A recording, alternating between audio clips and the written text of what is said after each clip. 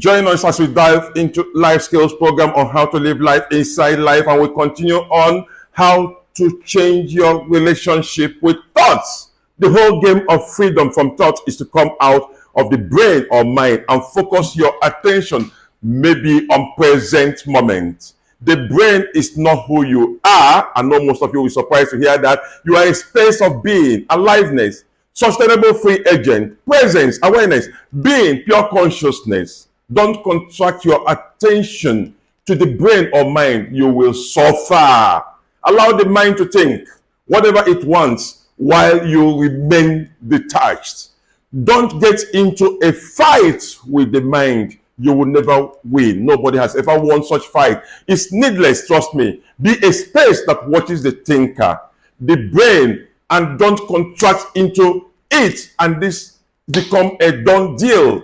If it engulfs or pulls your attention, no biggie. Revert back to your attention. Focus in the now, or breathing in and out in your being, and come back to your bearing or center. Yes, your thoughts of your mind or brain has a pull, a mere understanding of this basic truth that you are a space of being, pure sustainable free agent, presence, watcher of this thinker, mind, brain, will release you into freedom. The mind, the brain, has gravitational and quintessential pull. It's like an energy, but you can reduce the momentum in it if you can have a space to watch this psychological drama. Being in a state of being instead of in your mind makes you more receptive to the intelligence of your life stream, which allows understanding needed to see through negativity you may have.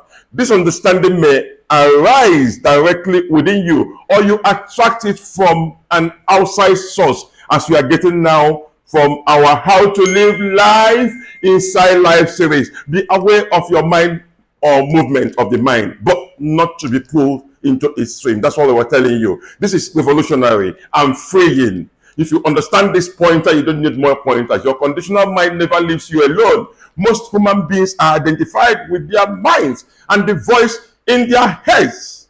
This makes you asleep, metaphorically and unconscious. You have not awakened from the trance of the mind. You are not there. Unconscious means you have completely and continuously identified with the stream of thinking and emotion that goes with it. You are identified with thinking, and it has you in its grip completely. You are completely identified with the stream of thinking, and spiritually speaking, you are unconscious human being. It's a terrible thing and a terrible place to be in the trance of the mind, in the grip of the mind. It makes you a victim of fate and not a conscious creator of your reality. For this class of people, their realities they perceive goes through the emotion and mental filter of the past. There is no sense of true inner space, aliveness.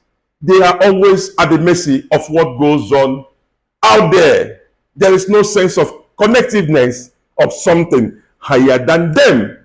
Once again, we bring you a huge pointer here from our How to Live Life Inside Life series, and still we echo it again. Be aware of the mind and its movement, but do not be pulled into its stream. You have to practice this. It takes practice, but it's achievable. Bring your attention to beingness. You are not called a human being for nothing, for nada. Have you pondered why you assume the title of a human being? For emphasis and to be clear, we point to you that you are two entities fused into one. The human aspect, which includes the mind and the body. Then we have the being aspect, which connects you to God, eternal or pure consciousness. However, the body and the mind are the components through which you navigate the physical terrain, physical life. Your beingness connects you to the non-physical divine nature of who you truly are. Your divine nature is not damaged or affected by your physical or earthly experiences. It is unharmable, like we said, people. Your being is always the witness of the mind and the body. It has no gender, religion, parent, color, nationality. It's always still and unchangeable. You have to become aware of this dimension of you. Otherwise, you lead a struggle deluded life flawed with struggles. There's no other way out. You have to be aware of this. The awareness of this being aspect of you is the beginning of freedom. The awareness is not a choice. It is who you are really.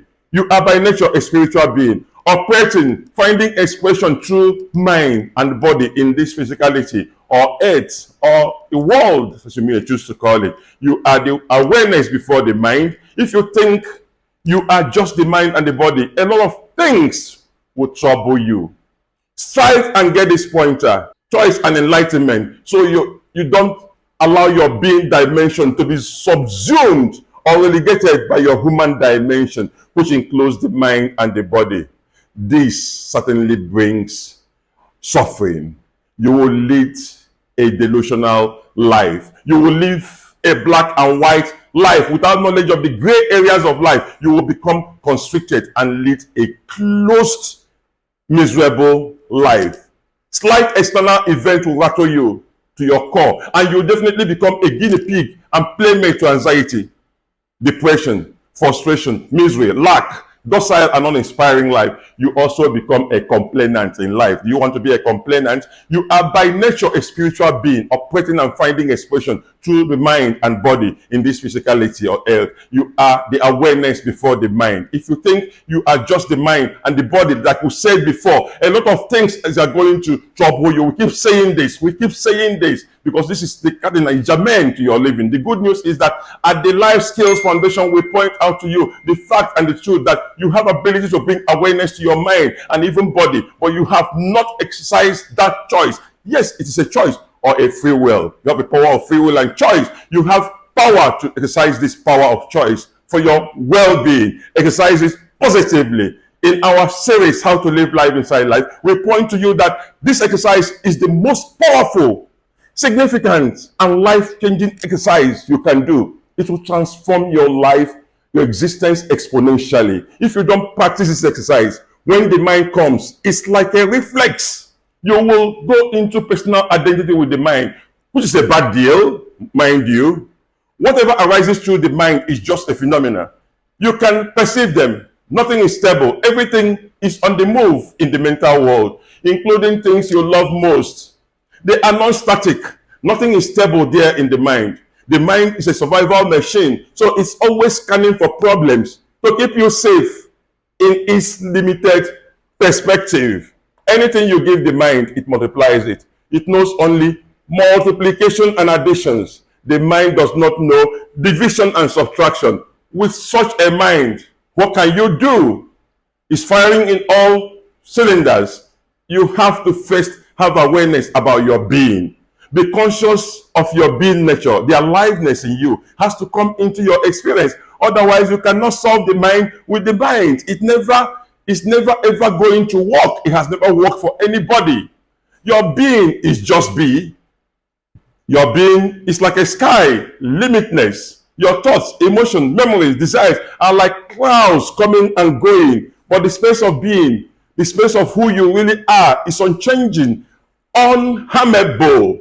You have to access it and bring it into your experience to live a wholesome life. Everything you see on the sky, the clouds, moon, are all visitors. It's a good metaphor for the mind and the being. Mark this. That which sees them, the witness of the traffic of the mind, emotions, identity does not come and go like them. That is your essence. This is revolutionary, mind you. Know this, and peace will be with you. We are the Life Skills Foundation. We point to you how to live life inside life. Follow us for more informational series on all our socials. Bye.